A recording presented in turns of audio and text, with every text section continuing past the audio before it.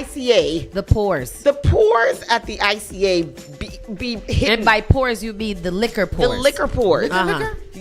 Like liquor. Oh, They pour. So you know, like 2 drinks, you're pretty much done in at the ICA, and I love it. I love it there. I love it for us. And so we did that, and it was really, really nice. People were out there in their white outfits. Some people got really, really creative, but it was a range. It was like from jeans and a t-shirt to a prom dress, Oh, wow. definitely. And couture was there as well. What kind of couture? No. And then that was just really, really nice. And then I got my teriyaki bowl on the way home because I needed to Ooh, from something. the teriyaki house. Yes, there's another one up there in Hyde Park. Have you had that one yet? Yes. How's that one? It's all right. It's not very It's not teriyaki. it is teriyaki. It's a Sakura Japan like that. Oh, okay. Yeah. Okay. So that, and then Saturday I didn't do much at all. But then we got up in the evening, and me, Noah, and Danielle and Sparkell went walking on Newberry Street. We did. That was very fun. And it was just very nice. It was a beautiful day on Saturday for that. Newberry Street was lit up and very, very nice. And we had a nice time. Sparkell met a great friend. His name is Buddy. Because you can't just walk up Newberry Street with a regular dog. You got to have a fancy dog. and Sparkell is one of those dogs. He's very He's a designer dog. and very attention grabbing. So it was a nice, and it was just nice out. So that was a really, really nice time. And then yesterday, we went to brunch in the morning. We had a nice little brunch. I invited myself to brunch with my sister. She invited herself to brunch. I actually bullied my way into it. She did. She was like, "I'm going with y'all to brunch. I don't give a F." I Quote did. unquote is what she said to me. That is what I said. And so we had a nice brunch at Sweet Life. My sister and I indulged in a Tom Brady drink. What the heck? That was the GOAT for real, number 12, because one drink, and I don't know. I definitely. Because at first it was like, oh, I'm drunk. And I was like, oh my God, she's so drunk. And by the time I left, I said, oh shit. One. So I don't know what it's champagne and vodka, and I don't know what the other stuff is, but that thing, I went home. So then we left there. We went to the park because there was a band launching for the Kiddies Carnival, which was shout out to Invoke. A very, very nice costumes that she has there. And as we know, she does amazing costume wear. So we went there, and then the church also had a picnic. So we went to the picnic over there in the back of Franklin Park. I drove by there last night. Hallelujah. A lot of people. It was the church picnic and one of the African. Do the African festival happen every day? It seems so because the church picnic was lit. They had good piano music and Afro beats out there for the church picnic, and that was cool. And then I couldn't take it anymore because I was drunk, so I had to go home and lay down. I woke up with a hangover, and we went to Rose all day party at Boston Gras and Grill. Sino through that and invited us out, and it was a nice time. Good DJs, Selected Tim, Bones, and Killa D, and somebody else. Is it DJ Dreddy? Is his name a young boy who does a lot of mic work? Yeah, he was fun. He's fun. Yeah, that's a fun that. guy. Yeah, little young boy. Kev. Is that Kev? Kev Trini. Kev Trini. Yeah, Dreddy's from New York. Yeah, I think the one last night was. No, he's from he was here. like, I drove all the way from somewhere. But Kev Trini used to live in New York. Now you live in Boston. Let me find him. Light-skinned because fella this with one, I dreads. feel like this one is in unity all the time. But, yeah. But that also describes DJ Dreddy. Well, I don't know. Whoever it was. One of them, he's fine. Yes, and it was a good time. Shout outs to Aisha from Get On Bad. What's the name of his crew? No Behavior Crew. No effing Behavior Crew. Yo, she was getting on bad. That girl is a party in herself. She's a fun friggin' time. Just a time. Cutest little dress. I would like to have that dress. And at one point she hiked up the dress, and it was like, oh, that's your dress. But it was cool. It was a really, really good time. We weren't there for very long. It went until 10 o'clock last night, but we left a little early. But it was a really, really good time. If I was feeling better, I probably would have tried to stay for another 15 minutes. So that's that. That was then. So great weekend. It was summer. It was summer. Yeah. So what did you do, Tris?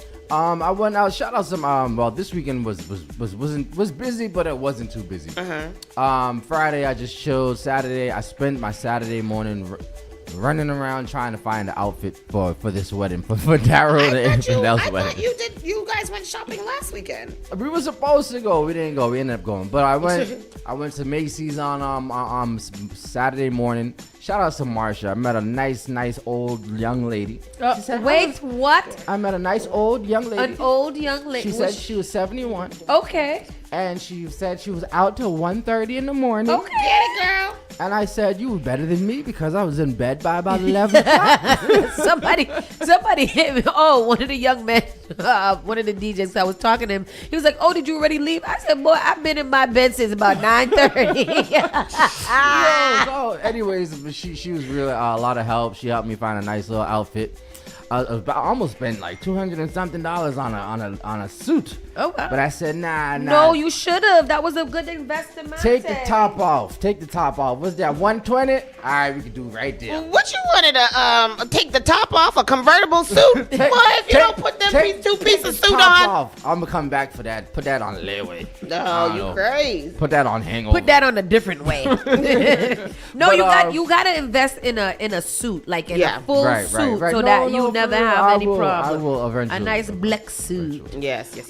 But shout out to my brother Daryl, man. I'm really proud of you, man. The wedding was I saw pictures from that wedding. Looked beautiful. It was absolutely incredible. Let me see. I have. Where was it? We were in Drake. Oh, okay. Where's Drake it? It's fire. It's fire. It's fire. But let me show you guys. I have some video from over there real quick. Show you guys how all the love that was going on inside that building there. I love a love. Yeah. Shout out to Trini. I hope I have a fun wedding. Santa, when you're coming to give me medicine. Oh, yes. Oh, they are adorable. That is cute. Good for them. Yeah, man. We had a great time inside there. And just shout out Specialist that was over there with us as well. Everybody that was out there. That boy Specialist be sharp as a mosquito dick, boy. Not as a mosquito.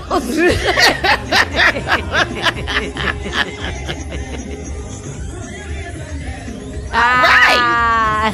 Get it all in because them wedding nights you be tired. You can't do nothing. We gonna go to sleep. Shout out to the women that were out there. The women were looking absolutely incredible. Everybody looked really good, and there was so much love in the room. Look at the baby in the back of them. Oh, she is getting it. Yeah, man. Shout out to their daughter, their son, man. You know. Oh, go girl. But I want to say one thing about Black Love. Black Love, when you have two loving families, there's so much room. I've been to a lot of weddings. But a lot of weddings, you know, you have the reception and people don't really dance or whatever. This wedding reception, everybody was dancing. Everybody was on the dance floor from beginning to end. We had a great time. So shout out to y'all. You could just have one lit family like ours. Our family weddings be lit. Yeah. That's y'all, man. That was beautiful. Good for them. Very, very proud of them. Young people doing the thing. I love it. Yeah, man. What about you, Sauce? Sauce? What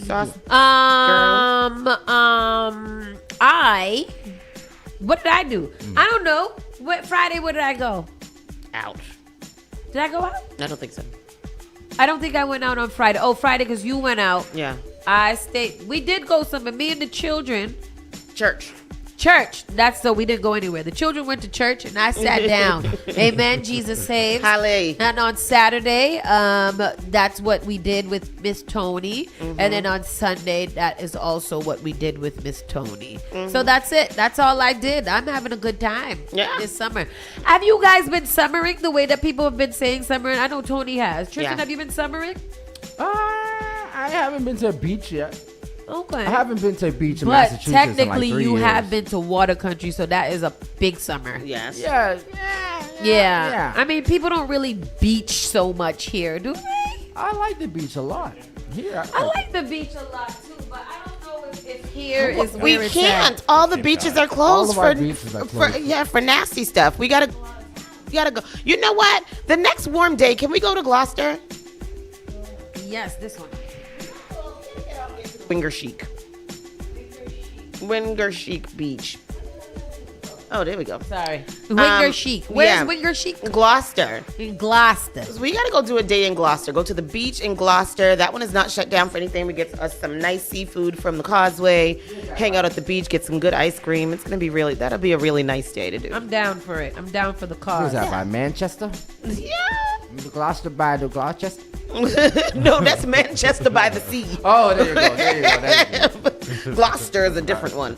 Not exactly. All right, you ready, Sauce? Yep. Let's get this party on the road. Saucy and Friends officially starts right now. Let's go. You're listening to Saucy and Friends in the morning with Miss Hot Sauce, Miss Tony, and Rockstone Triz. Call Spark FM at 617-272-3387. You are enjoying the miracle of radio. Radio. New England's #1 urban Caribbean music. Radio. Spark FM. The all-new Spark FM.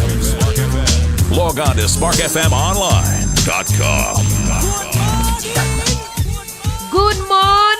Good morning, and welcome back to Spark FM Online, #1 for urban and Caribbean music. We are officially inside of the show. Today is August 4th, and it is 9:38 a.m.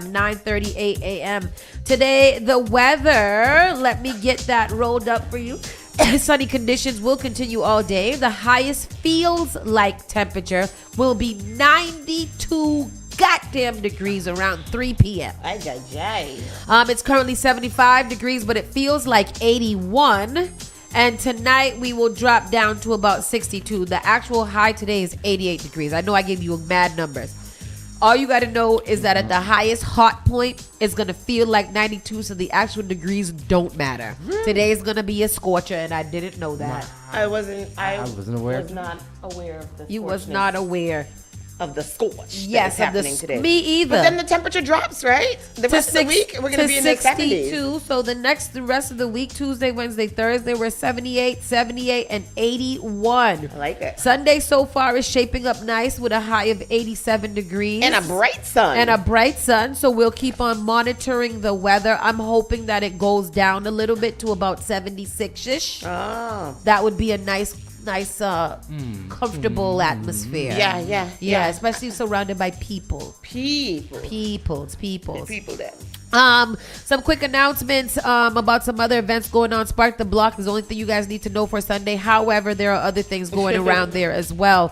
The One Love Peace Festival, that's at the Mary Hannon Park off of Dudley Street. Very kid friendly, about kids sports and different things. There'll be vendors and great things out there. Make sure you bring your babies out there to have a good time. And then Open Streets Hyde Park is also on Sunday as well. So that ends at 3. I'm announcing these things because they do not conflict with what we going on, and we want to make sure that we also shout out other events that are going on around Boston to make sure that you guys are well aware. However, here 2 to 8, Spark the Block. Don't forget that. Kitty's Carnival is coming up next week. Saturday. Next week, Saturday is Kitty's Carnival. So if you want to sign your babies up to be a part of a mass band and wear a little cute costume and jam down the road, make sure that you are reaching out to the individual bands so that you can register your babies up and they can have a great time.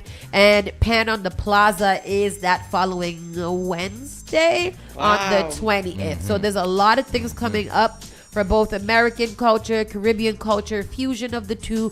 You guys need to be outside, like Tristan said this morning. This is our last real month. Yeah.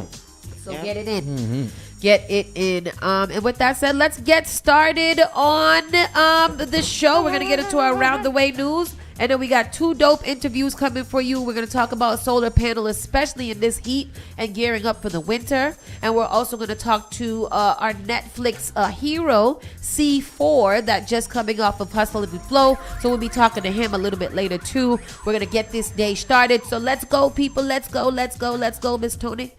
Round away news. Here we go. So, we got to start off with the boo. Man shot and killed in Roxbury late Sunday night.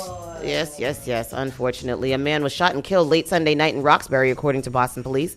Boston police officers went to 289 Dudley Street around 11:57 p.m. Sunday after receiving a radio call reporting a person shot, the department said in a statement.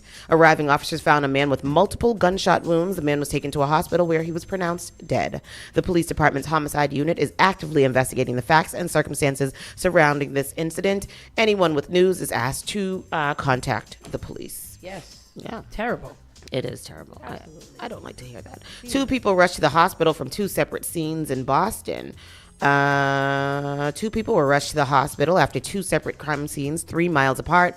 Boston police are investigating two scenes, one in Roxbury and one in Dorchester, just after midnight. Police rushed over to 280 block of Dudley Street. That's the one we were just talking about. Around the same time, police in Dorchester responded to a scene at the corner of Wrentham and Florida Streets. A similar situation with a tape set up and police investigating. Again, one person from this scene was taken to the hospital. The conditions of each person transported are unknown. We now know that the Roxbury one has succumbed to his injuries. Boston woman says she was... miles apart. Yeah, go. They are just about 3 miles apart. So Boston police responded Why did to they a put them in scene the same in story? Roxbury and then another one in Dorchester. And Boston EMS tells me that one person from each scene was taken to the hospital. So let's take you first to Roxbury. So this all happening sometime just after midnight. And Boston police rushed over to the 280 block of Dudley Street. That's where one person was taken to the hospital. You can see a large police presence there with tape set up. And we did just go by that scene a short time ago. It was cleared up, but there was a crew there cleaning up the sidewalk that we could see.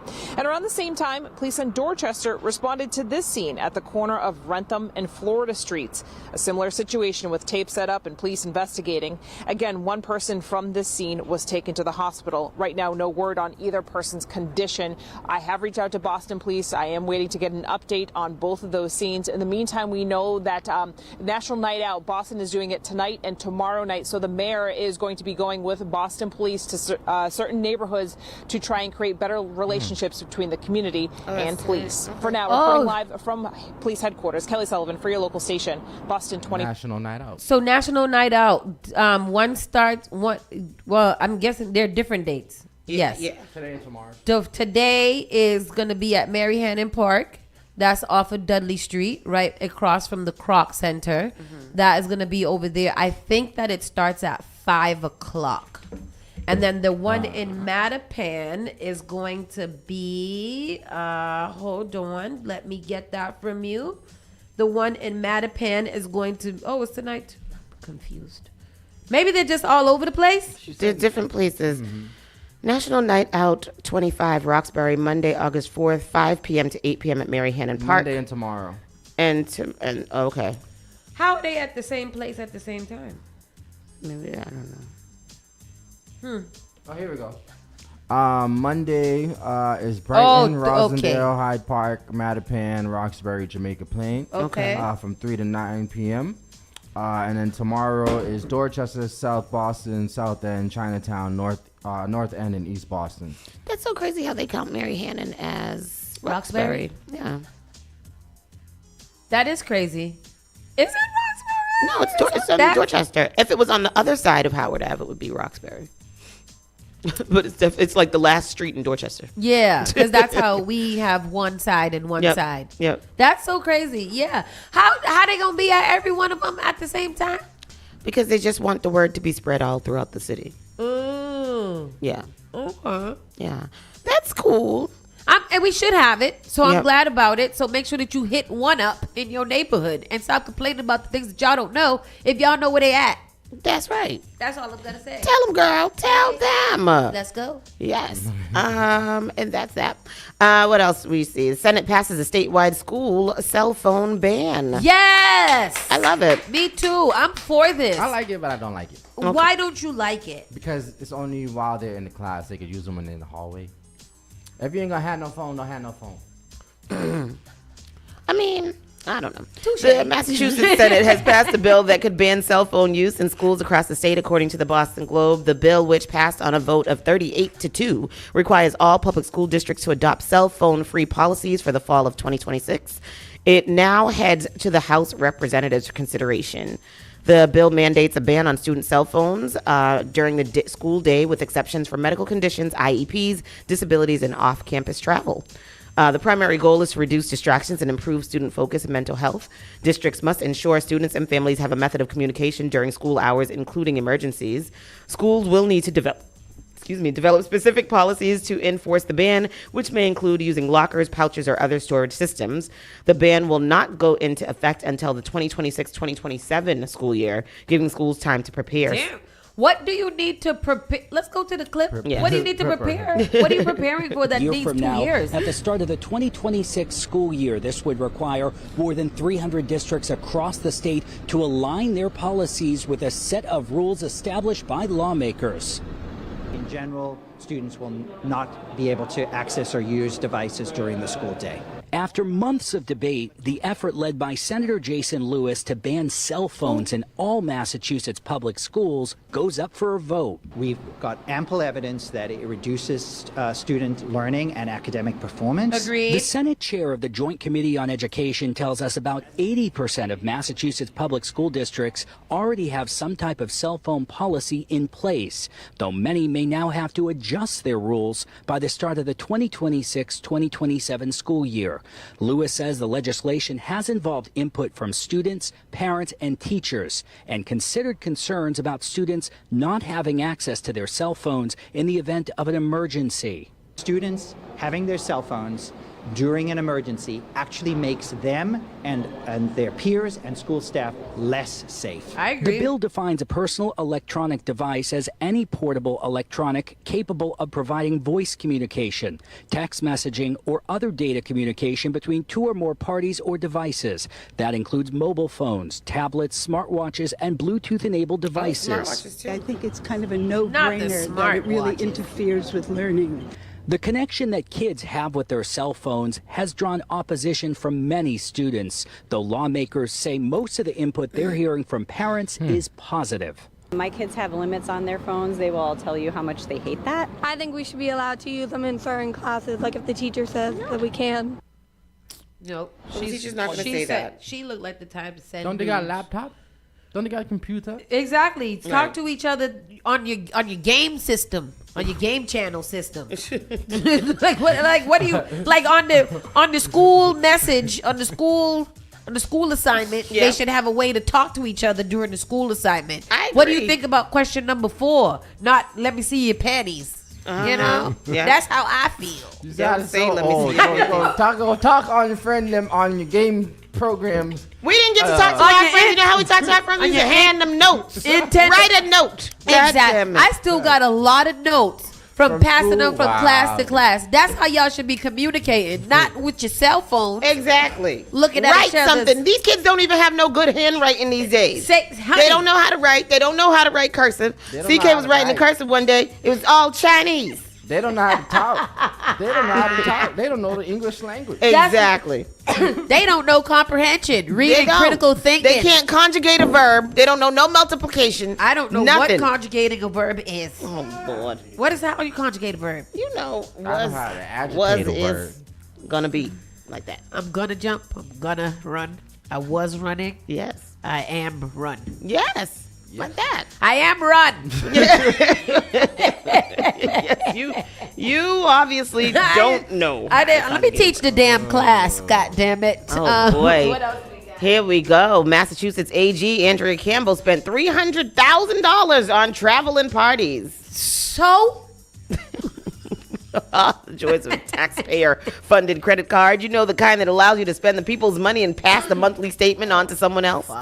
Those we elect and trust to spend our money wisely are issued government credit cards, but are they being used in the best interest of those who get stuck with the bill? Breitbart recently reported that Massachusetts Attorney General Democrat Andrea Campbell reportedly spent a mountain of taxpayer money last fiscal year on things such as worldwide travel. Breitbart.com cited a Boston Herald report on X that claims Campbell spent $300,000 on a taxpayer-funded credit card for trips to France, the Caribbean, and hosting a party. The X-Post states Massachusetts AG Andrea Campbell spent nearly $300,000 of her taxpayer-funded credit card last fiscal year, with expenses ranging from traveling to France and a balmy Caribbean island to hosting an annual holiday party, a Herald analyst shows. The Herald reported Campbell traveled to France last July to attend a conference alongside counterparts from across the nation, with the Bay State Attorney General racking up about $13,627 on state-issued procurement cards during the trip. I don't know what that means. State-issued. What's procurement cards? That sound like it's a prepaid credit Debit. card, something like that. It was a credit card. Okay. Campbell's taxpayer-funded expenses reportedly included flights, transportation, and hotel charges, according to the Boston Herald. Ain't that what she supposed to pay? Was she going to a meeting? Yeah, she was going to a conference. Then why? Why are you guys in this, ladies? She's got the money. She's got the job. She can spend it what she want to spend it. She's not right. Do you think that they don't give her a budget? That's what I'm saying. Like, what they is the usually thing? get plane travel and a per diem. Right, for food, right? Yeah, for food. Yeah, So, so this is flights, transportation, and hotel charges. Yeah. So a procurement card is a payment card similar to a credit card issued to employees for making business purchases. Okay. It streamlines the purchasing process by eliminating the need for purchase orders and traditional payment methods for small. It's just a credit card, a It's just a company credit credit card. I just don't understand why she is the AG. Y'all want her to stay in her house the whole time. She's suing suing Donald Trump all the time. Yeah. It's not anything out of the ordinary. Yeah, so said, why is this sparking controversy? The Herald documented $1,220 charged to Campbell's card for providing food for a December holiday party and another $1,287 for a party in October. The Breitbart story referred to the numerous lawsuits Campbell has filed against the Trump administration. Did you write this? what is going on there? So I don't know why that's a big deal. Who cares? That's what she's spending because that's what she's supposed to do. If I'm having a holiday party for my staff, you guys think I'm going to spend my own money? I'm going to spend the freaking company card money. Exactly. Exactly. That's what you do. $300,000 is not that bad. Honestly. It's not. For a year of traveling all over the place and things? Yeah. Yeah. And is it just for 1 year? Yeah. That she's been doing it? I mean, I'm almost certain that our our AG, our attorney general, is not misappropriating steps while suing Donald Trump. Yeah. Yeah. We are in a phase of life where government efficiency is the name of the game. I'm almost certain this lawyer lady that has been to law school many times, and I'm not saying that she's above bad behavior, but y'all gotta cut it out. Yeah. Y'all gotta cut it out. Donald Trump is about to build a ballroom for himself. And he's like, let's focus on where it needs to be focused. It's not Andrea Campbell. When is his time up? Child, in life. When somebody hop out the bush and go. When these gangsters grow some and do what it gotta do. Y'all sitting here shooting people on Dudley Street. Listen, okay? Healy closes all hotel shelters for migrants in Massachusetts and ends the state of emergency. On Friday, Governor Maura Healey's administration announced the final hotel shelters for migrants in the Bay State closed ahead of schedule and ended the state of emergency. Healey had previously directed all hotel shelters to be closed by the end of 2025. Yes, I want to know the answer to the question that you have as well. What the hell she do that for? Where the hell they supposed to go? Where the hell is she just supposed to releasing that so that read it some more? See if it can be crazy. When we took office, families were being placed in hotels all across the state, and families were staying in shelters for months, sometimes years at a time. There was no plan in place to reform the shelter system to handle the surge in demand, protect taxpayer dollars, or help families leave shelter. We can all agree that a hotel is no place to raise a family, so we took action, Healey said. As a result of my reforms and our efforts to help families get jobs and stable housing, we have fewer families in shelters to the day we took office, and all hotel shelters are now closed months ahead of schedule. What did she say? She didn't say anything to me because she didn't say where they're going. Yeah. So the family, you're closing the shelters because it's not good for the families to be in a place to live in the hotel. But where are they going? Healey declared a migrant housing emergency in 2023 when shelter occupancy reached its peak with 100 reported state-run facilities. Since then, the administration has been working to make changes to the emergency shelter system aimed at reducing caseloads and cost. Healey said the decreases in shelter numbers are a result of a number of reforms he made to reduce caseloads and the cost of the state's emergency assistance family shelter system. These include a 6-month length of stay requirement, workforce training, and job placement for residents, and increased case management to help families find stable housing. I don't know what any of this. Did you say anything that we asked? No. In that article? No.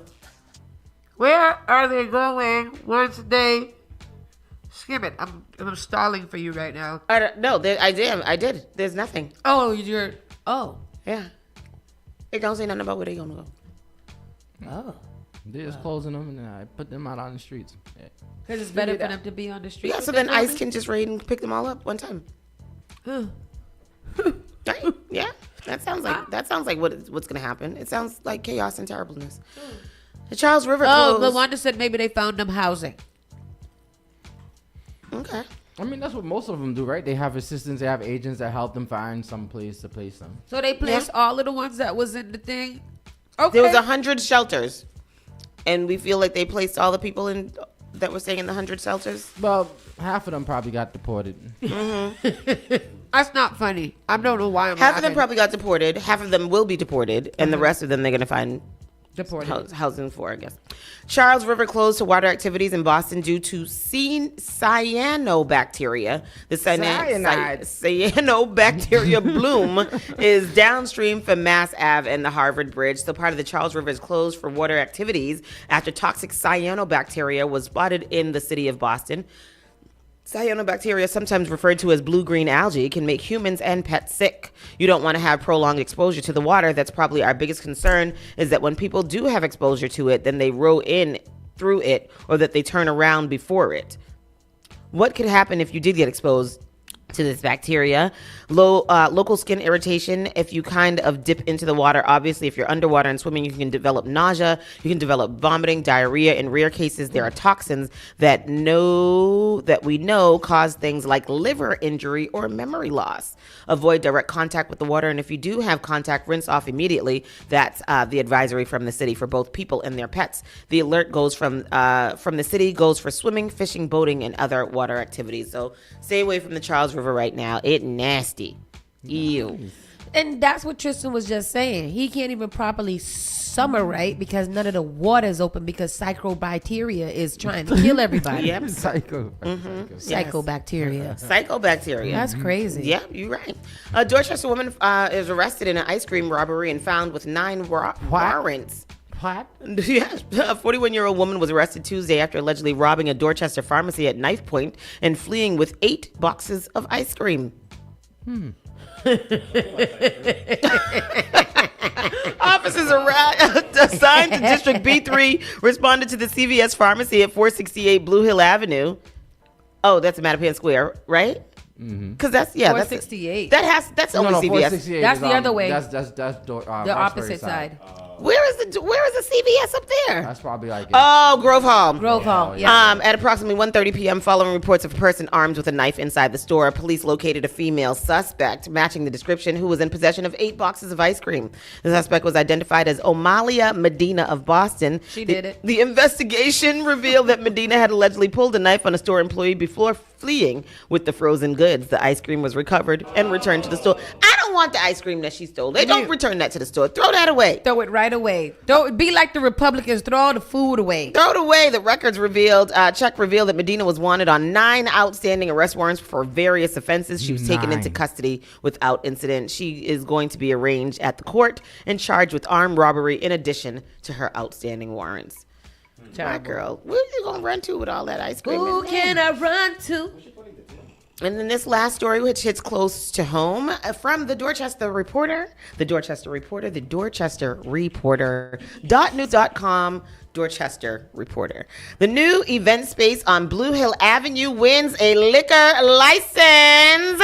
Woo! The Boston Licensing Board on Thursday awarded a community space liquor license to Sorrel and Lime, 986 Blue Hill Avenue. This type of liquor license among the 225 new ones the state agreed to in 2024 to let Boston dole out is meant for facilities to do more than just serve food. Sorrel and Lime, which opened earlier this year, is a Caribbean-inspired modern event space that will host everything from its own curated events to weddings. One of its co-owners, Marlon Benjamin, told the licensing board at a hearing earlier this year. The license application now goes to the State Alcoholic Beverages Control Commission for its approval. Sorrel and Lime opened earlier this year in the space that formerly housed the Island Pride restaurant and banquet hall with a capacity of 168 people. In addition to the liquor license, the facility had earlier won a city-supporting pandemic-affected community enterprise grant, or SPACE grant. Oh, I was about to say, what the hell ass grant is that? To renovate the space. Did you know that SPACE stood for that? I think so. Supporting pandemic-affected community enterprises, SPACE grant to them. And again, that is from .news.com, the Dorchester Reporter. Yes, sir. And that is the local news for today. Shout out to that space grant. Yeah, the space grant. Helping a lot of people out here. Right? Yeah, space grant. A lot of the good businesses along this Blue Hill Ave corridor have gotten space grants, and we're very, very grateful for that. Shout out to Spark FM. Shout out to Spark FM. Shout outs. Shout outs. With that said, we're gonna. Can we get Nana to do drops for us, yes, please? Absolutely. Yes. Or just those little subtitles. Yes, just those. Shout out. Shout outs all around. Yes. You got to do our around the way news. Yes, around the way. Yes, Nana. That would be awesome. I know, because Janet said this morning she thought that Nana was going to do our news. The weather. Oh, he's going to do it tomorrow. Yes. Tomorrow for sure. Yes, sir. Stay tuned. Tomorrow for sure. Spark FM Online. We're going to pay some bills. We're going to come back and we'll be talking to our good friend Jabari JB in the building. And we're going to learn all about solar power because y'all all here complaining about your Eversource bills and all kinds of stuff. So we felt it was a good idea to show you guys some options of how to lower those bills. So we get back, we'll talk to Jabari and we'll be right back. You're listening to Saucy and Friends in the morning with Miss Hot Sauce, Miss Tony, and Rockstone Triz. You're listening to Spark FM online. You are now listening to Spark FM. Often I hear people talking about how high their electricity bills are. Massachusetts has programs that everyday homeowners pay for, but never look into. Have you ever considered why some homes have panels and others don't? If you have Eversource, National Grid, or Unitil for electricity, you are paying for your neighbors to get panels at no cost. The charges are on the bill. Why not get someone to pay for yours? This program also helps with re-roofing, tree cutting, and electrical upgrades. If you're tired of short-term solutions for a long-term problem, connect with Bakari to find out if your home meets the requirements to upgrade at no cost out of pocket. Save the planet, future-proof your family for power outages, and save tens of thousands of dollars on an otherwise lifelong bill. Mention Spark when you call or text SPARK to 617-833-8940 to get 2 months off your power bill covered if your home gets selected. Hey Boston, are you ready? It's time for the 3rd annual Boston Kitties Carnival. The bands are getting ready, the costumes are looking amazing, and we can't wait to see all the kids having a good time on the road. It's all happening on Friday, August 16th, 11 a.m. to 6 p.m., parade starting 12 p.m. We are marching from Talbot in the Suburban Ave all the way to Berkshire Boys and Girls Club. Want to join the fun? Tell a grown-up to check out social media pages to find a band for you to jump up with. See you on the road! Each and every Saturday night from 6 to 9 p.m. inside the Avenue, where you bring the drinks and we bring the vibes. My name is Gary Banton alongside my co-host Big Trini right here in SparkFMOnline.com, the #1 place for soca, hip-hop, R&B, and more. Each and every Saturday from 6 to 9 p.m. It's the Avenue. All right, so to tell me the one more vibes in this one. So Wednesday, August 20th, B Soca presents the annual Pan on the Plaza. From 5 p.m. to 10 p.m. Steel pan, music, food, and culture. Location, Boston City Hall Plaza. Pan on the Plaza is free and open to the public. This is more than just a concert. This is a full-on culture experience that brings the soul of the Caribbean straight to downtown Boston. Come vibes with the sweet sounds of the local pan performer. Boston oldest steel orchestra in North America. Branches. Music provided by your favorite DJs. That is Wednesday, August 20th, Boston City Hall Plaza. Brought to you by B Soca. Massive, remember, this is free and open to the public. From 5 p.m. to 10 p.m. Pan on the Plaza, Wednesday, August 20th.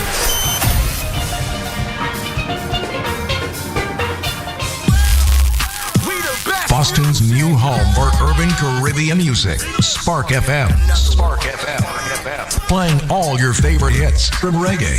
Spark FM. If you no mess with the way you are gonna see a million.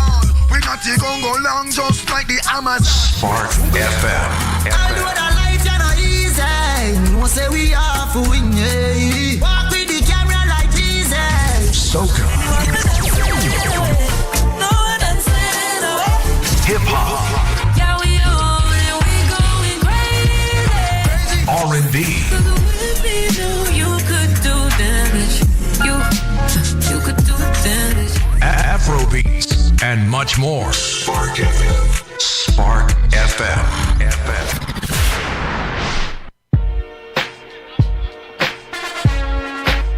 You're listening to Saucy and Friends in the morning with Miss Hot Sauce, Miss Tony, and Rockstone Triz.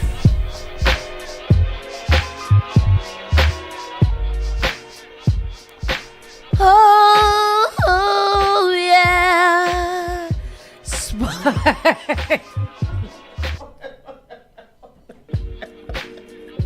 Cracking herself up over here. Every time I have an artist in the building, if I sing more than usual, it's because I'm auditioning. Oh. And you guys have to start to understand that. Bakari here, that we have sitting here with us, has a whole entire band. And I've been trying to become one of the band members for a very, very long time. And he just, anyways, people, I'm acting up today because one of my literal favorite people in the world, Bakari JB, Yambo Bizo, is in. That's why I put my Yamba. You did on purpose. That's for me. That's for you. Bakari, welcome to Spark FM Online. This is not your first time here, but this is your first time sitting with all of us here. So welcome. Thank you. Let me sound check with y'all real quick. All right. Am I supposed to be speaking this? See, look, artists want to come in here and tell us how to do I'm our ju- job I'm every inquiring. day. You have your It's volume. crazy. Check. Okay, yeah, Can you? That's better? Yeah, How do you yeah, do yeah. a microphone check? Check. Okay. You One, two. know how to do it. You're a bandmate already. I am. So welcome to Spark FM, Bakari. Bakari specializes not only in music, art, culture, but also in solar power. And like I said earlier, a lot of you guys, I've seen you guys complaining over and over about inflation, the price of everything right now, and especially Eversource bills and all kinds of stuff like that. So Bakari is in here today to talk to you guys about your option when it comes to solar power. This is not a paid programming. This is just for y'all to get some options about how to lower your bill since the government don't like y'all. Facts. Yes. So Bakari, tell us a little bit about yourself, and then we'll get into the business of things, and we'll kind of go back and forth between your two professions. I appreciate that. I That was appreciate nice. you. You're good at this. Thank you. I'd say first and foremost, I'm a Bostonian, a black Bostonian. That's hard. You know, born and raised here, Dorchester, Roxbury, borderline. So it's been very interesting doing music and doing solar, and being someone who wears multiple hats, being a creative that has created platforms, and then obviously you and I have discussed, you know, what it means, what some of those challenges look like for us, like creating platforms so that we can not only create but also help other creatives like rise. You know what I mean? So it's been cool, it's been fun, it's been challenging. How do you think that the scene has been? You know, it went like compared to when, because are you classified now as not to age you, as kind of like an OG artist at this point? I'm an OG person. An OG person. I'm OG, damn it. I'm just OG. Like, you know, I wake up, things are sore. Things hurt all the time. I didn't even use this knee yesterday. Why does this hurt? Coming from your heydays of being in the industry and now seeing where we are now in 2025 when it comes to local artistry and rappers and things like that, how has it changed? I personally feel like there's more camaraderie. I think that I'm in the older wave that kind of maybe graduates to doing some of the things that we're talking about, like put more things on and being on that side of it more so than like more the artist is looking to like get the opportunities. Development. Yeah, exactly. And I think, you know, both things happen at the same time. one of the gentlemen that I believe that is also going to be getting on here. It's a in good second. segue. Yep. Yeah, you know what I mean? He is like a little younger than, probably significantly younger than myself. Yes, you know what I'm saying? your son. But I think he represents he's a great representation of what has come from kind of the lineage. Also, the women, I'd love to like hugely big them up. Like they've really taken the reins, if you will, for the scene, and they represent it well. So the growth over the years, I think, has been wonderful for unity of scene. And I just want to pause there, and I want to throw a question at Tristan. As an OG DJ too at this point, do you feel the same thing about 2025 and how that landscape of artistry and DJing has gone? No. Oh, really? We might have to introduce Tristan. Unfortunately, one thing about artists, like artists are rappers or artists that do music, they actually like work together. They take some of them take feedback. For me at least, these younger DJs, there's a separation. I come from a generation where there were sounds. Yeah. Which means that it was like a team of DJs. Now it's every man for themselves. Everybody wants to shine, whereas they're working together. That's so interesting. Separation. So that's where collaboration comes in, what you're talking about, because you are actually part of still a group too. Bully. The Bullies. The Bullies. Like, I thought it was Bully Breed. But just a quick segue of just kind of where the landscape is right now. How has being an artist and being able to public speak, being able to be in front of a lot of people helped you in now your actual, 9-to-5 career of selling solar power to people who might not, know what that even is? So this is a great question, and what an awesome segue. Okay. I'm in awe. So communication is the job. Like I don't install any panels. I'm not getting on anybody's roof, but it's my job to communicate a concept to somebody and help them understand the things that they don't understand about that process. Yeah. It's really not that much different than being an artist and communicating a concept and a thought, right? And we do it through song, we do it through rhythm. I think that helps to lower the guard. My favorite art form is probably comedy. I'm not great at it, but I think it lowers the guard, right? Like if I can get you to laugh about something, I can maybe also slip an ideology in there that you're just like, I never really thought about it that way. Yeah. But that was funny, and like now I can walk away with that and leave with that. So music has allowed me to translate that to communicate. So let's get down into the business. What is solar power? All we know is that we drive around and we see these black thing on people's houses. We're like, okay, I see you. But what is it? And how does it work? Yes. So solar is, obviously it's using and capturing the power from the sun in order to just generate electricity. We currently, the antiquated way that we get power is not that way. We use power plants, some are, nuclear and whatnot, and they do consider those to be not as safe, you know what I mean? So the state really not environmentally friendly as well. Yeah, less environmentally friendly, unless just depend on what side of the aisle you sit on. Maybe you want to bring back coal or do things like that, which is that's its own thing. That's a whole other thing. But at the end of the day, these are just really expensive ways to bring power to anybody. If you order something from somewhere else and they have to ship it to you, versus if you can just generate it right where you are. And is that what in the bills these days? It's like the installation fee or the something fee that everybody keeps getting, like transportation fee or something like that. Yep. So there are a myriad of different charges on utility bills that specifically go towards, first of all, you using your electricity, then also them delivering your electricity. Delivery fee. That's what it is. Yeah. So they split the bills up, and then within the delivery charges, there's a breakdown of multiple different charges. There's generation, distribution, transition, transmission. Then they have more renewable energy charges, because Massachusetts has had some renewable energy programs for a while, like Mass Save. There's a bunch of people that may have heard of Mass Save, where they can make home upgrades like insulation, or, you know, if you need a new boiler or HVAC stuff, you know what I mean? Things like that. And you want to be energy efficient and try to get some kickback from the government. They have a Mass Save program, which is awesome, but that is funded by the people, and those are also charges on the electricity bill. Oh, okay. So let me ask you with the solar thing, because it sounds like solar energy. We see the panels on top of the house. Mm-hmm. They take the energy from the sun and they put it outside. Mm-hmm. What if the sun don't come out that day? So great point. Good question. Great point. So this is one of the things that when it's time to discuss with a homeowner about how does this actually work. Yeah.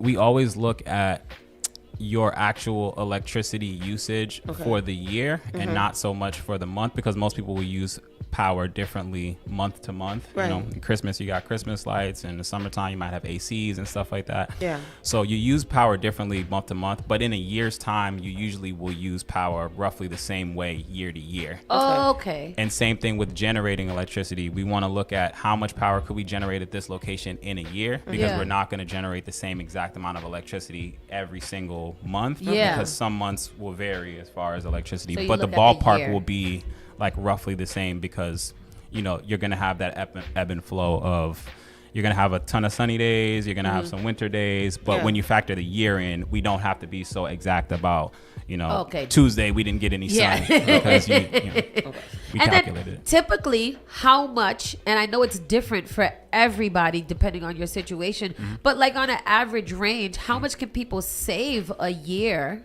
let's put it in a year, from solar power? So great question. I would say there obviously is going to be a variance, because some people's houses are a bit more shaded. Some people use electricity differently. Some people got 7 kids running around, lights always on, no matter what. The Nintendo. Exactly. Nintendo, Windows. Damn Nintendo. So, you know, be that as it may, typically speaking, it's anywhere from like 25% to, in some cases, like 50% on the cost of electricity. Like you know, usually in year one. And then one of the more major things has been, a lot of times if people need certain things upgraded with their home in order to become solar ready.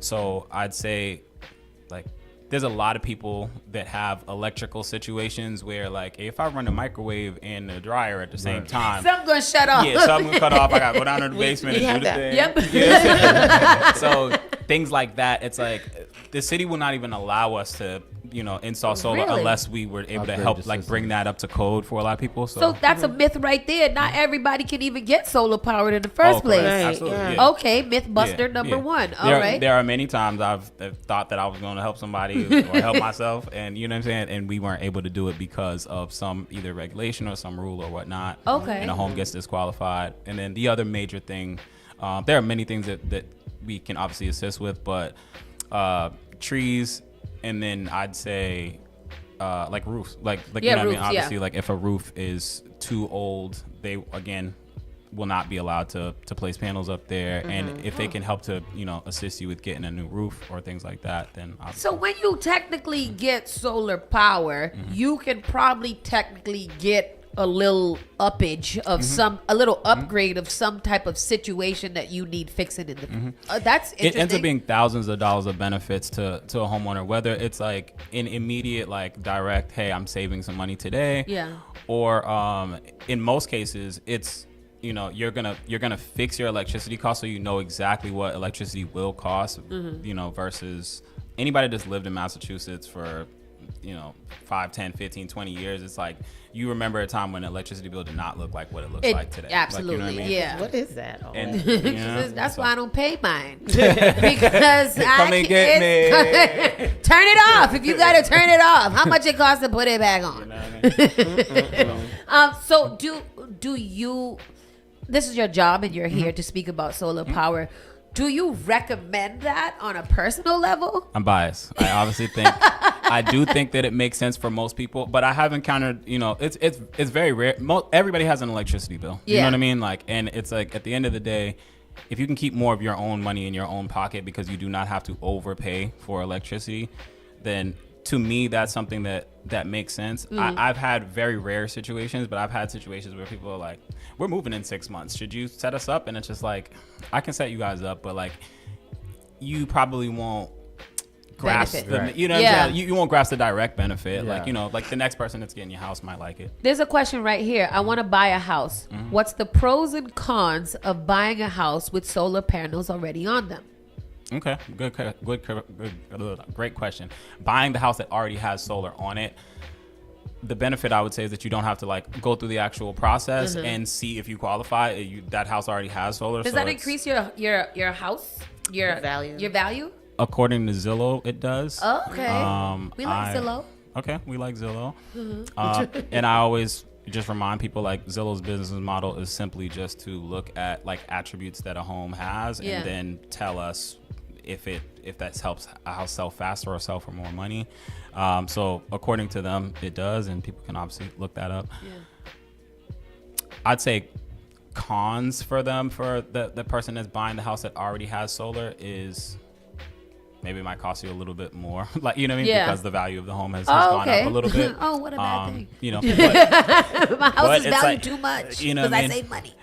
But at the end of the day, you're going to have, you know, a fixed electrical situation, and just in this economy, I don't know who wouldn't prefer to know exactly what things are going to cost them, not only now, but like 10, 15, 20 years from now, you'll know what this costs.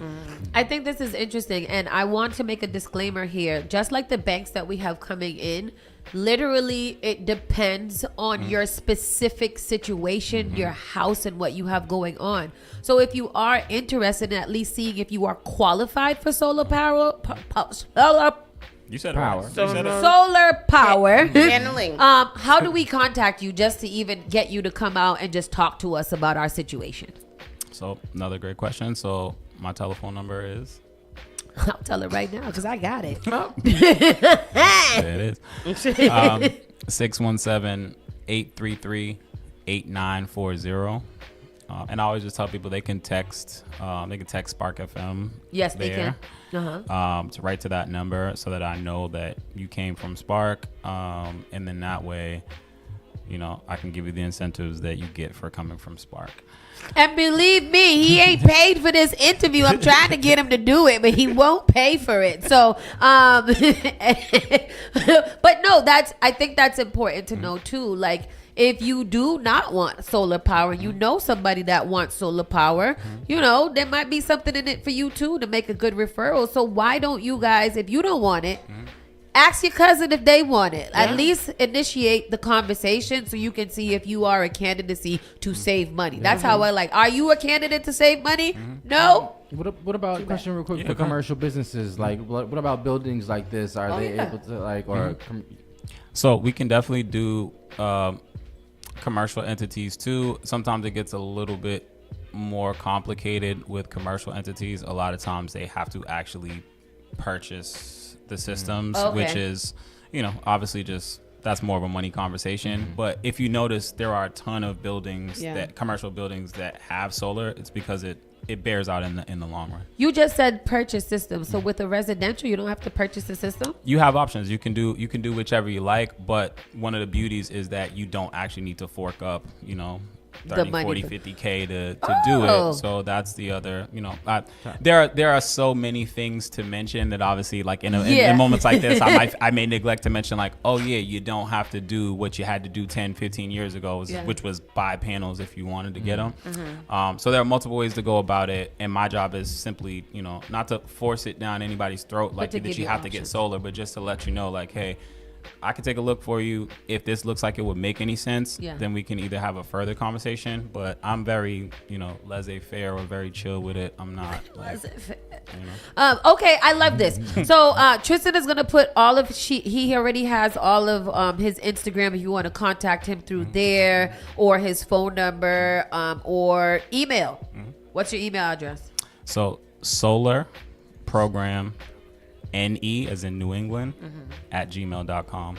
So any questions, anything there. And like I said, just tap in, just put, you know, hey, from Spark FM. That way, you know, I know Just in case one of y'all do get it.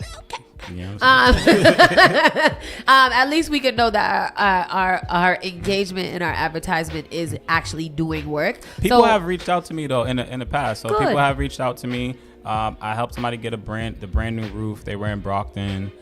So they got a brand new roof. They got solar covering all their power. Love that. Eliminated their utility bills. We just want to help y'all help yourselves so you can stop complaining about your bills. So if you do have a house, or if you know a landlord or auntie, cousin, uncle that would like solar powered, remember, you could also contact us and we'll give you his information if you do need it. But look up Bakari and you will find out his information. We put it all in the group chat. So if you guys have any questions or concerns, hit him up or hit us up and we'll make sure that you guys get that communication going. Bakari, I'm so excited to have you here again. We do got to slide to the side so we can pay some bills. But starting off with your career and going into solar power, and now we're going to segment into the first part of our discussion. We're talking about new generation versus a little bit older, a tad bit older.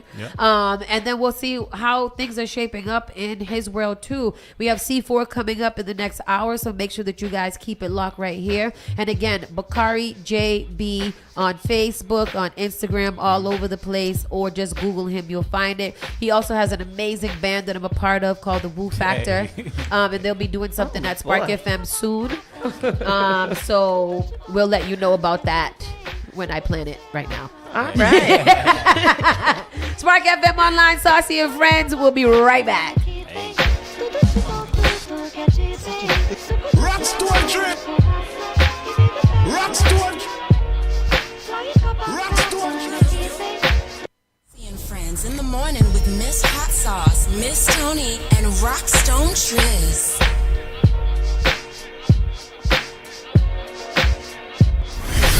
What is this, Doctor? This is the Spark of New England, Spark FM. Bringing the heat back to the airwaves. Turn us up.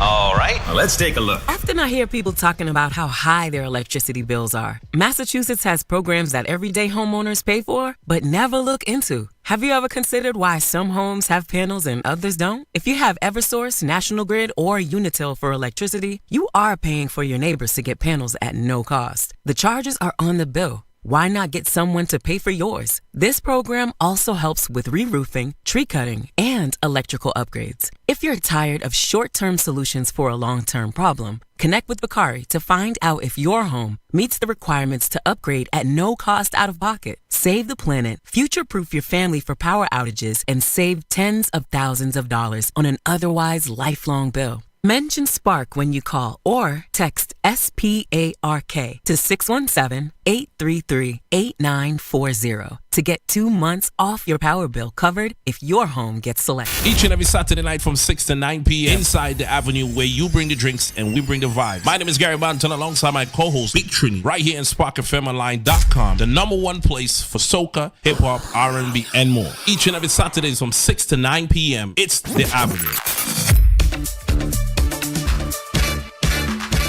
Hey Boston, are you ready? It's time for the 3rd annual Boston Titties Carnival. The bands are getting ready, the costumes are looking amazing, and we can't wait to see all the kids having a good time on the road. It's all happening on Friday, August 16th, 11 a.m. to 6 p.m., parade starting 12 p.m.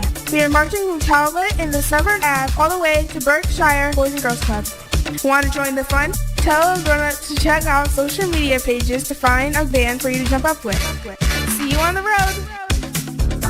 All right, so to tell me the one more vibes in this one. So Wednesday, August 20th, B Soca presents the annual Pan on the Plaza. From 5 p.m. to 10 p.m. Steel pan, music, food, and culture. Location, Boston City Hall Plaza. Pan on the Plaza is free and open to the public. This is more than just a concert. This is a full-on culture experience that brings the soul of the Caribbean straight to downtown Boston.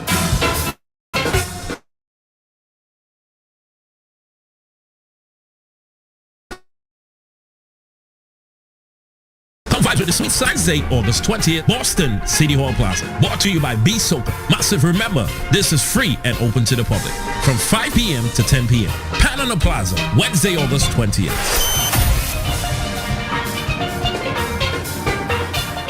We all make choices about alcohol. Kids make choices whether to drink or not. Bye, Dad. Remember, I'm going to Alex's party tonight and sleeping over. Hey, remind me about that party again? And adults make choices whether to talk about it. That's true of parents and every other trusted adult in a kid's life. Kids want to know our expectations, and they want honest answers in everyday conversations. So talk with your kids and help lead them on a positive path, because when you talk, they hear you. Learn more at underagedrinking.samhsa.gov. Praise the Lord, City of Boston. This is Brother Chris right here on Spark FM. Come on, sing it! Bringing you Sunday morning worship each and every Sunday morning, 6 to 10 a.m. Let's get our praise on.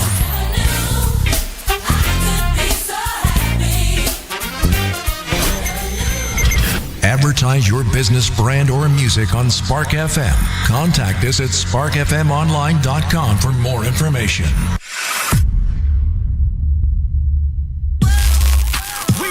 Boston's new home for urban Caribbean music. Spark FM.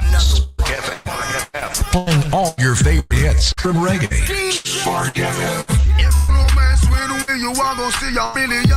Party gon' go long just like the Amazon. Spark FM. No say we are for win, yeah. Walk with the camera like Jesus. So good. Hip hop. R&B.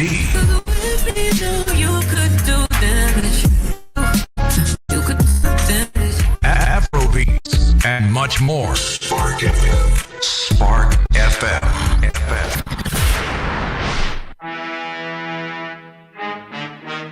You're listening to Saucy and Friends in the morning with Miss Hot Sauce, Miss Tony, and Rockstone Triz.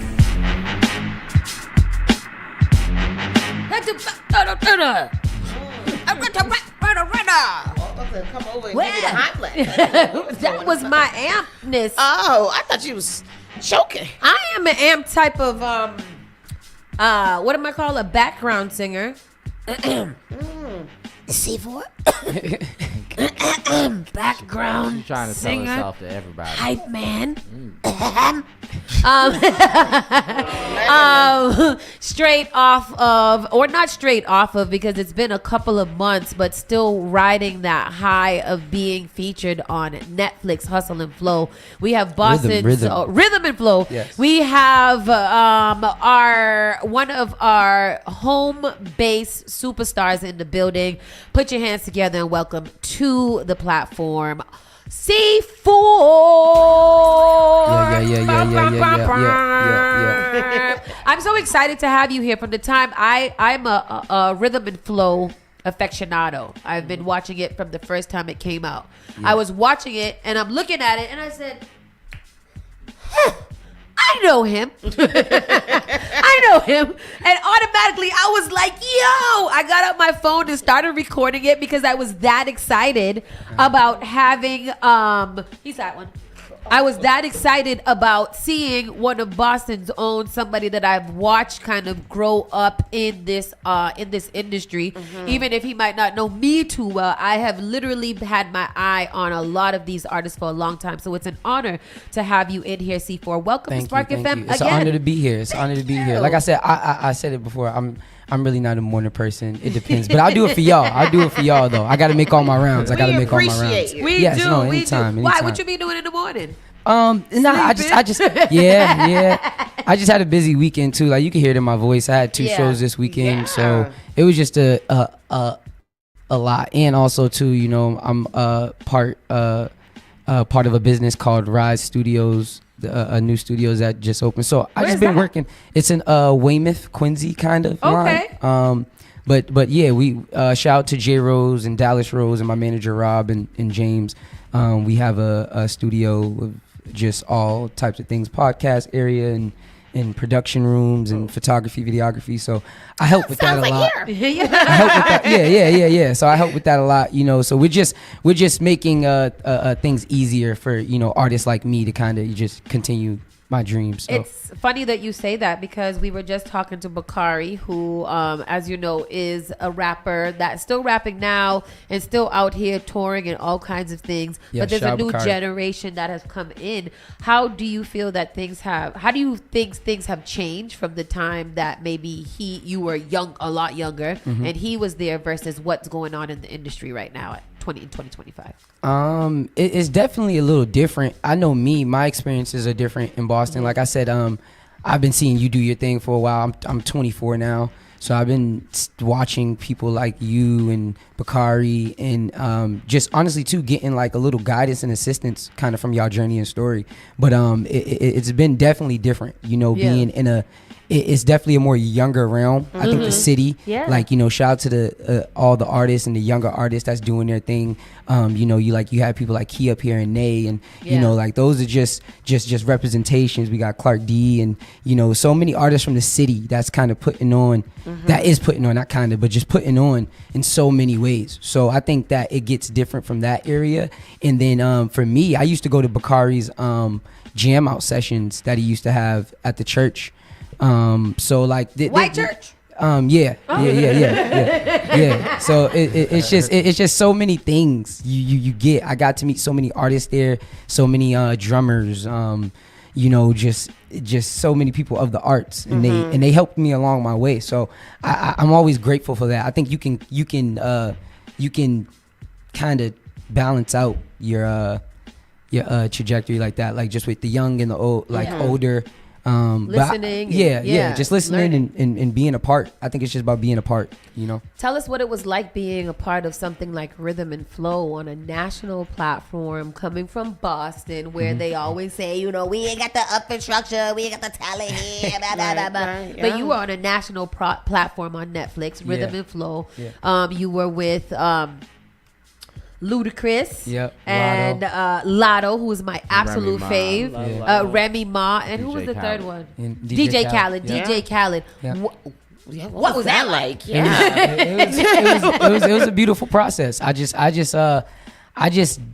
took it one day at a time. That's my motto, But to represent the city of Boston is just a blessing for me. You know what I'm saying? Like, I grew up here. Was born here. My family grew up right there on Ames. My grandmother lived right in Franklin Field. So it's like, for me to go on the national platform and be the only rapper from like a dude rapper from the East Coast artist, it was just again, I had to go through these loops, and through those loops I had to figure out how I kind of felt emotionally and how I kind of kept it together mentally, and just to do all these things to get through all these challenges they was throwing my way with rap battling and just performing. So Was it hard? It was I don't know. I mean, because you're a rapper, so you're in the industry, so you know the different concepts. I felt watching it, I was always nervous about everybody all the time. Like, there was a favorites and whatever for you because we bleed Boston and stuff like that. I was like, yo, he's fire. Yeah, that's why I had to keep saying it. Like, Yeah. I had to keep making it known where I was from. And a lot of people kept saying that on the show. Like, yo, why you keep saying about? Because that's where I'm from. You know, and I started to understand too from people from different places. They have a different thing to push in a bigger platform, maybe because they're in a bigger state, in a bigger area. I'm from Massachusetts, so I think my pot of gumbo is different. And it got to be portioned out differently than everybody else. So just like on a human level, though, like not as a performer or as an artist, but being in front of like Khaled, Ludacris, these huge names, with like, did that?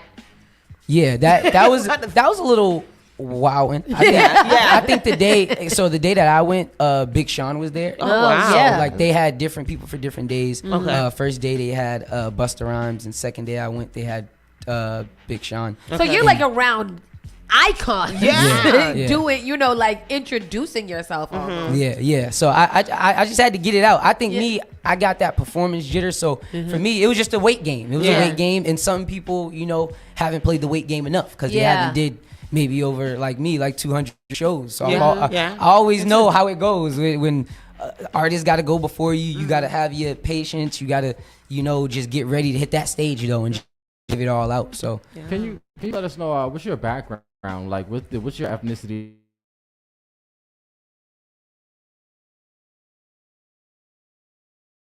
I am an American. I got a little bit of Honduras in me. I still gotta, dig into that ancestral tree. I'm looking at your last name, Chambers. That's typically a Jamaican, Costa Rican, Honduran. Yeah. Really? Okay. We're Honduran here, so that's So my whole name, why my name is C4. My whole name's Cologeno Carleone Capone Chambers.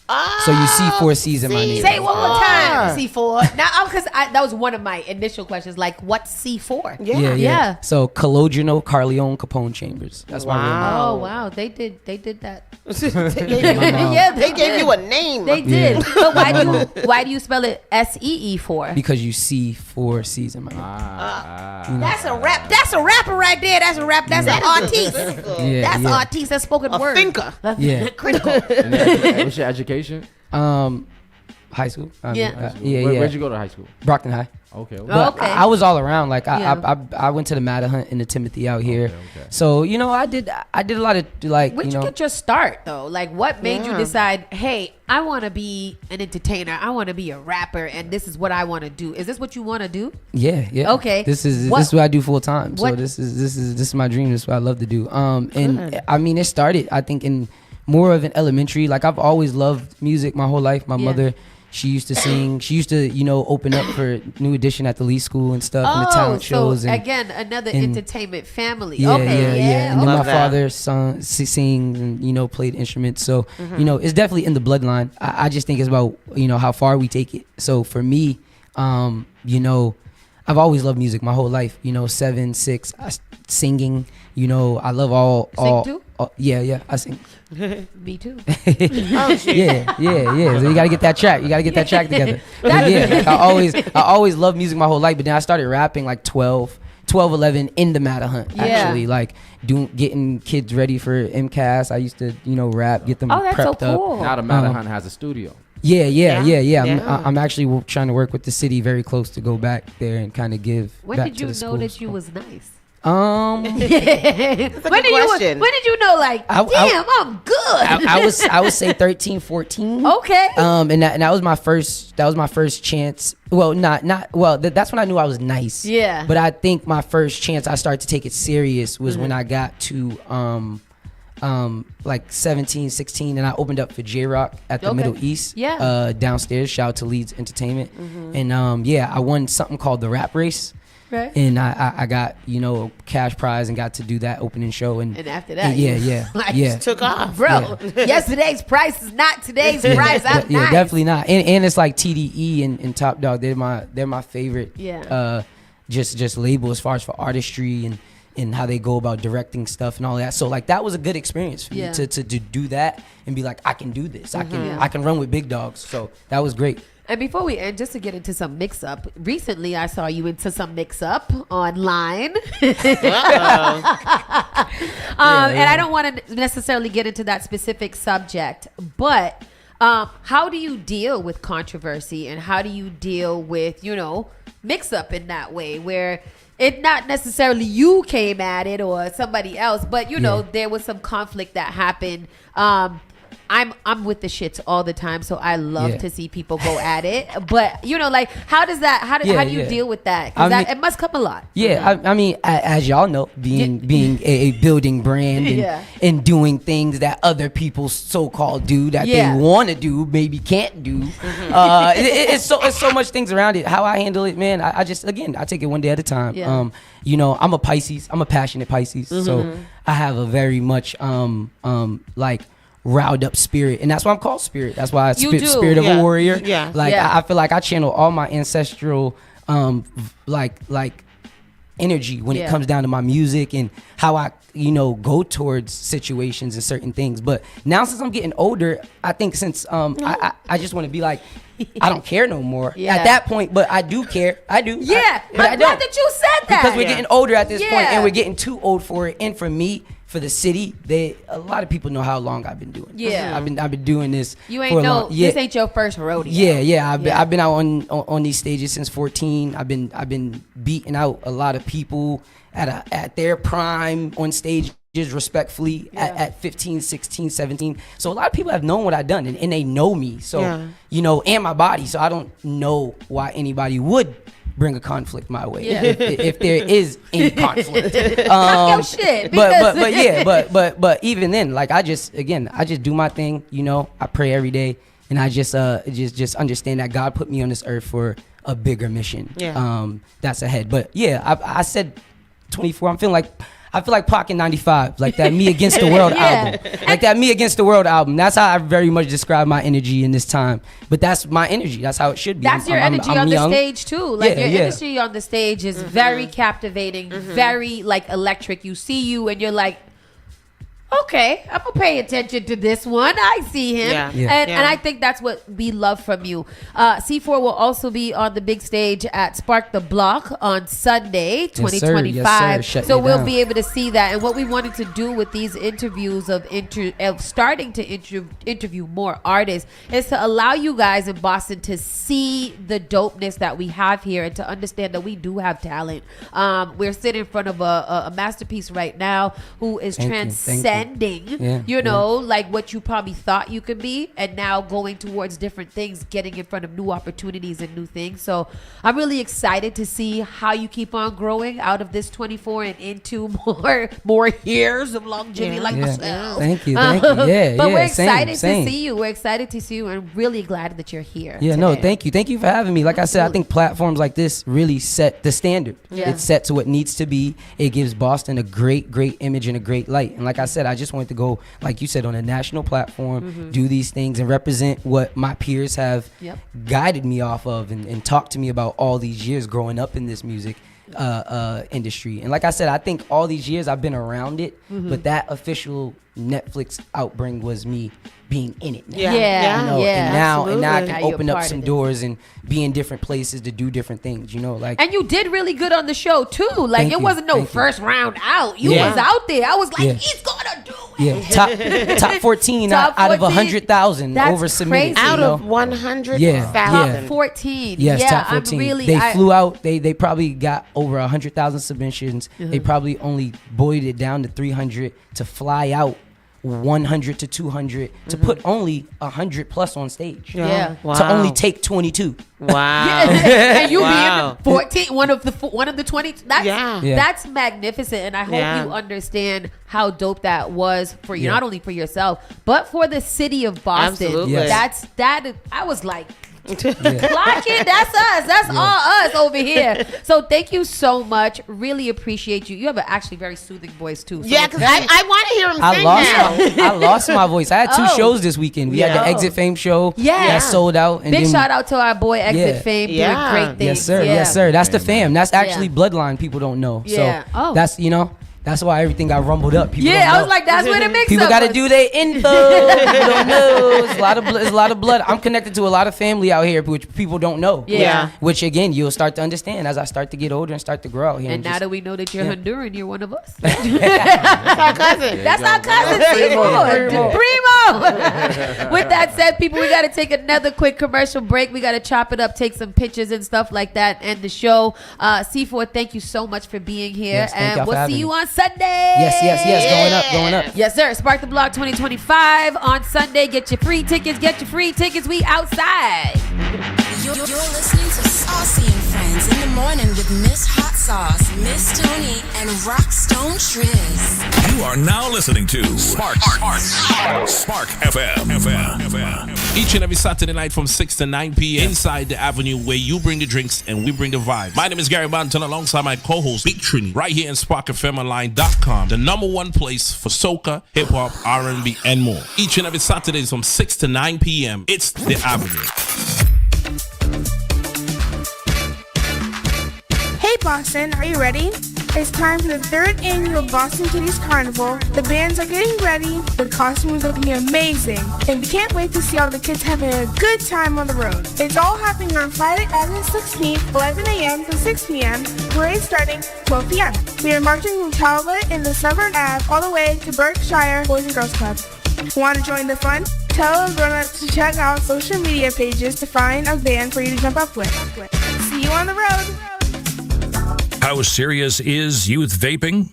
Irreversible lung damage serious. 1 in 10 kids vape serious, which warrants a serious conversation from a serious parental figure like yourself, not the seriously know-it-all sports dad. Or the seriously smart podcaster? It requires a serious conversation that is best had by you. No, seriously, the best person to talk to your child about vaping is you. To start the conversation, visit talkaboutvaping.org. Brought to you by the American Lung Association and the Ad Council. Often I hear people talking about how high their electricity bills are. Massachusetts has programs that everyday homeowners pay for, but never look into. Have you ever considered why some homes have panels and others don't? If you have Eversource, National Grid, or Unitil for electricity, you are paying for your neighbors to get panels at no cost. The charges are on the bill. Why not get someone to pay for yours? This program also helps with re-roofing, tree cutting, and electrical upgrades. If you're tired of short-term solutions for a long-term problem, connect with Bakari to find out if your home meets the requirements to upgrade at no cost out of pocket. Save the planet, future-proof your family for power outages, and save tens of thousands of dollars on an otherwise lifelong bill. Mention Spark when you call or text SPARK to 617-833-8940 to get 2 months off your power bill covered if your home gets selected. Spark FM. I know you nasty. She be touching on her own body. Igniting the airwaves. Spark FM. Said she wanna take me away. Said she wanna take me away. Said she wanna show me the way. Join us on Facebook and Instagram at sparkfmonline.com. Turn us up.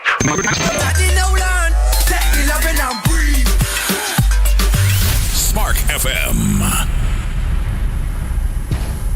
Spark FM Online, #1 for urban and Caribbean music. We got about 10 minutes left of the show, and we're going to get into the entertainment news real quick and see what's going on in the news. Miss Tony, what we got going on today, girl? Guess what, everybody? What's up? My boo is getting ready to be released. Who that? Pooh Shiesty. DP Diddy. Oh, you already said it. Pooh Shiesty. Yes, he is. Pooh Shiesty, Memphis rapper Pooh Shiesty release date is reportedly set for April 25th of 2026. That is just 8 months and 4 weeks away. Eight months and 4 weeks, 9 months. That's my boy. Right Yes, it's 9 months. So Pooh Shiesty he used to be signed to Gucci Mane released. He used to be signed to who? Gucci Mane. Oh, is it? Who that one is? I don't know. Gucci Mane. Make trap like, hey. But that's not Gucci Mane. That's his boy. But, Gucci Mane. You know the dude everybody said was a clone. Gucci Mane. He went to jail and everybody said he came out. He was a clone. Oh, yes. He's married to Keisha Kayor. Keisha Kayor. Yeah. Oh, okay. Very nice. Good. Keisha Kayor. Y'all go. Did you see that interview the other day with her? No. Where she was like, all Gucci gotta do is bathe his body. I do every single thing for him. And if I couldn't, I would die. Because as a woman, all he has to do is not say that. Girl, you better, when you get you a Kang, okay? When you get a Kang. Hello. When I get a Kang, it's going to be the same way. All you got to do is wake up. Yep. That's it. You ain't got to do nothing else. I will brush your teeth and everything. That's how it be, child. That's how it be. Anyway, Chris Brown sued over Breezy Bowl tour name and merchandise in a heated trademark dispute. He can't catch a break. Why don't you free Breezy, yo? Chris Brown's Breezy Bowl tour has landed him in legal trouble with a swimwear brand, Breezy Swimwear, which claims, and it's a store in Miami, I guess, which claims the tour's name and merch infringe on their trademark Breezy Bowl event. The brand filed a lawsuit alleging the copycat branding and consumer confusion, demanding Brown stop using the name and hand over profits. Oh, wow. Give it to me. With the tour underway and a court deadline looming, things could get a little messy, and that's something that we'll be watching. Hey, are you kidding me? Technically, they have a point. They have a point. Beyonce was sued over the same thing. It went to court for a very, very long time because it was called Blues Ivy or something thing like that. Oh yeah. And they ended up going to court and stuff like that, all kind of stuff for very, very much years because they technically have, if it's Breezy, call it the Breezy Bowl, you could. But he's been Chris Breezy for how long? He should have trademarked it. They should have trademarked it. They did. Oh, they did it. That's why they could go after him because it's a trademark. It's their intellectual property that he should not be using without permission. However, whatever. No breezy slander here. But y'all got to trademark y'all things early. That's crazy. Yeah, that's crazy. Tony Braxton has sparked up uproar after saying the Bible was written by a racist white man. Oh, what she said wrong? It wasn't written by many people. Yes, but what racist white man wrote it? Isn't it a compliment? King James. All of them. They was all racist. Shut up. They Tony Braxton has dropped a bombshell about who wrote the Bible and has the internet absolutely buzzing. It all started with a simple question about Bible study. Exactly. What was supposed to be a regular sisterly check-in between Tamar and Tony Braxton quickly spiraled into the most talked about moments on Black Twitter this week. In a now viral video, Tamar Braxton was casually on live when she told viewers she had to hang up because she was about to start Bible study. Simple enough, right? But Tony, never one to hold her tongue, wasn't about to let that slide with some deep questioning. Why? Tony asked, sounding both confused and curious. Tamar, even the church girl in her own right, replied matter-of-factly, because I'm saved and I read the word. Amen. Still not satisfied, Tony doubled down. Why do you have Bible study? At this point, Tamar was ready to preach because it's important to know the word. How else would we battle all these demons and witchcraft? How else are you going to do it? Then came the moment that lit the internet on fire when Tony responded, there are other books. Tamar, clearly over it, shot back, girl, get off my phone. Girlfriend, get off my phone. I will call you back. It sounds just like her. But Tony had one last thing to say before the call ended. I mean, the book was written by a racist white man, and social media lost its mind. So who is the racist white man? The backlash and praise came swiftly. Some Christians were in disbelief, calling the comment disrespectful and blasphemous. Others say Tony was simply echoing a sentiment that's been discussed in academic and spiritual circles for years, and that the Bible has been filtered through the lens of white colonialism and European interpretation. Some even joked that Tony must have been hanging out with Dr. Umar Johnson or had been on TikTok too long.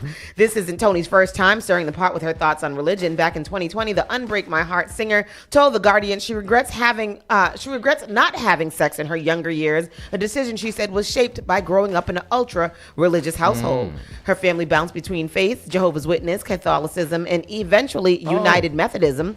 She once asked her mom why they kept switching religions, and the answer, it was the 70s. Oh, I feel sorry for her. Now 56, Tony says she doesn't identify with any religion in particular. I wouldn't say I was religious, but I am spiritual. I believe in a greater force, she said. Well, you know what? Tony is entitled to her First Amendment right and her opinion and her statements, however wrong they might be. However wrong. That is it. The Bible wasn't written by one person, so she's wrong. That's not what she meant. But she meant that it was basically Europeans that took the Bible and used it to shape. To colonize the rest of the world.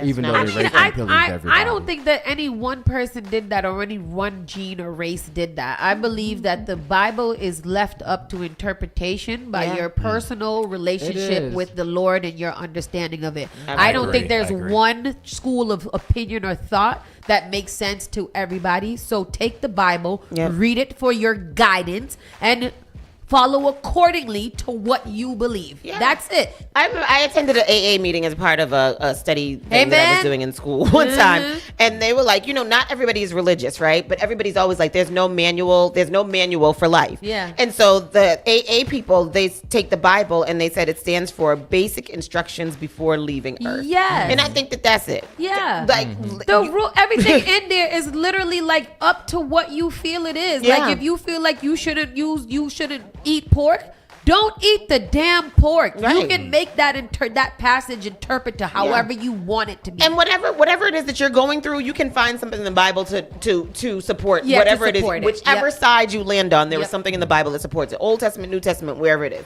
So anyhow, whatever. Tony, do you. Shannon Sharp and Chad Ochocinco are hit with a $20 million lawsuit for allegedly spreading false claims about a woman's viral encounter with Usher during the concert. So we know that Shannon Sharp has been fired from ESPN, and now they're being sued. So this is excuse the note, the sneeze is coming. Bless you. Thank you. We also saw that video with the woman. It was like an older woman. Usher went up to her and he was really close in her face and she was really, really feeling the encounter with him. And so these two went on and reported. I don't want to get into the whole, I don't want to read the article, but they went on and they were talking about it and they said that her husband saw it and her husband left her. And so in her lawsuit, the woman says, on April 2nd, 2025, I participated in a fan engagement moment at an Usher Raymond concert where I interacted with the artist as a selected audience member. The clip went crazy viral. Everybody saw it. Fans could not stop talking about the chemistry between her and Usher. But according to her, the fun moment quickly turned to a nightmare. She claims Sharp and Ocho Cinco took her massive online audience that she told their massive online audience that she was married and that her husband was filing for divorce because of the viral concert moment, and claims she says were completely false. I am not married, nor am I currently going through a divorce, she said. Is that defamation? I don't know. She emphasized I was not married at the time of the fan participation moment during the Usher concert.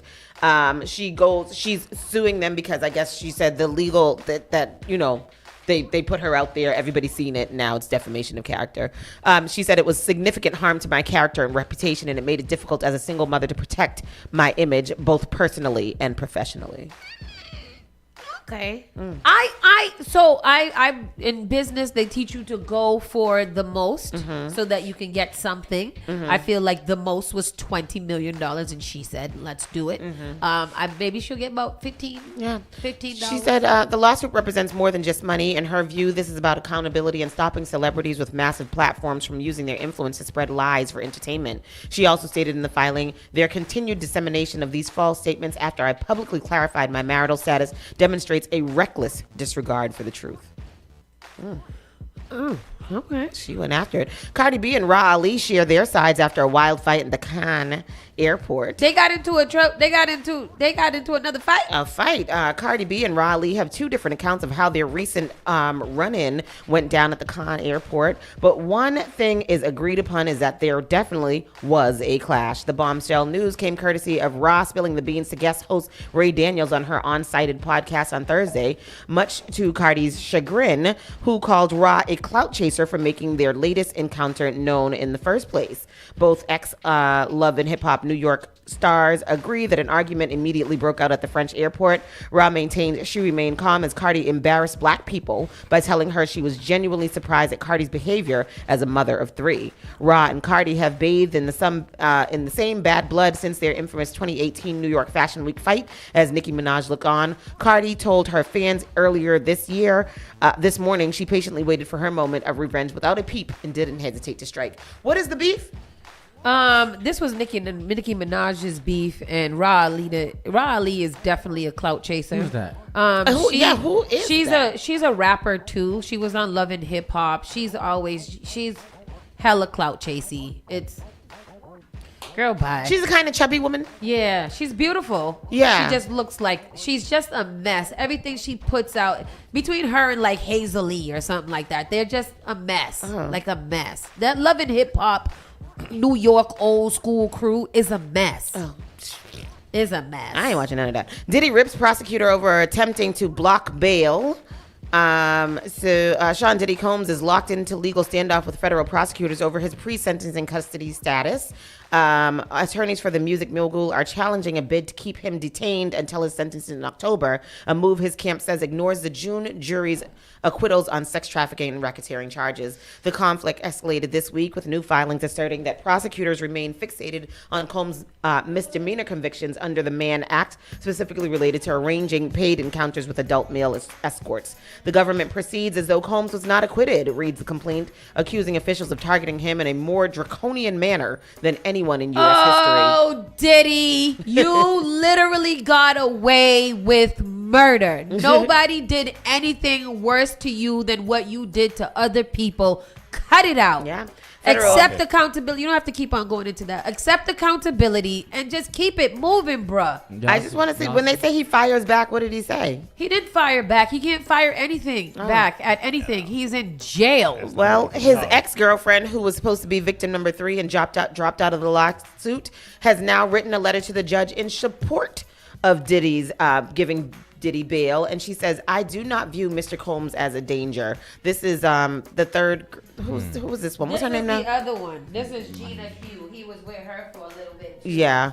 Virginia Gina Hughes has written a letter to support him. She stated in her letter that she does not view him as a danger, and he's currently incarcerated while waiting sentencing. And that letter was just, it seemed what they did, what the prosecution did is they probably subpoenaed those last two women, Daphne Hoare and this Gina lady, and Gina probably decided not to go while Daphne decided that she wanted to try to get some more money. But everybody in the comments is like, the check must have cleared, because why you didn't say nothing like this, or why did you go on the stand and represent for him if all this how you felt? So and then Cassie too. Yep, they're suing Cassie too. A couple of escorts are suing Cassie, saying that she liked it and she made them do it. And she gave them. Because they know that Cassie got money right now, so they're like, "Oh, let's sue her," because Diddy don't got them. They said she gave him Estidas. Well, wouldn't have Diddy had gotten Estidas too? Right. They I lying. mean, what did you think that you weren't gonna get that with all of the nastiness that y'all was doing? Like, I hope that was because I thought that reading all of them things that was happening, that I might get one through reading through my I'm eyes saying in your eyes, nasty, right? Because what are you talking about? And then guess what is the #1 theme park in the United States? Boston Canton Fair. Above Disney and above Universal by travelers, the #1 theme park is Dolly World. What? Dollywood, the theme park co-owned by Dolly Parton, has been named TripAdvisor's 2025 Traveler's Choice #1 amusement park. Dollywood has been, it's the theme park co-owned by Dolly Parton, has tapped the 2025 Traveler's Choice Best of the West Awards category for amusement parks, and it's all due to the hard work of our hosts who ensure our guests feel welcome and cared for, the park's president said. Dollywood. Sounds I like want to go. Where's it at? In Tennessee. We got to go there. Let's go to it. Sundown Park. It is not. Dolly Parton is not racist in the least. She would not have nothing to know. She's not her, but it sounds like that's where they go. It sounds like that's where they go. Tennessee.